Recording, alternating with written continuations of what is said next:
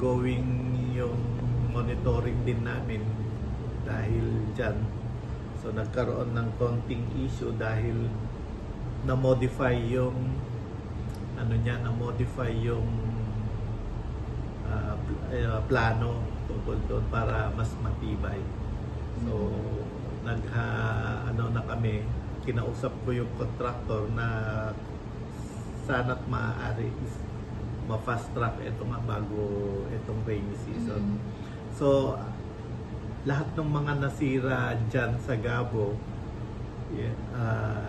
is meron namang pondo at inuna namin muna yung mga nasira para mag-lock bago kami magdagdag, kasi ang target talaga is iaabot yung flood control project hanggang sa runway ng airport.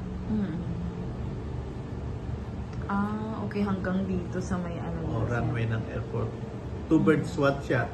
I-protect mo yung mga may bahay-bahay doon. I-protect mo rin yung runway doon sa may airport. Kailan possible na matatapos na ito, sir? It's a multi-year project din naman. Okay. Kasi medyo mahaba-haba yun.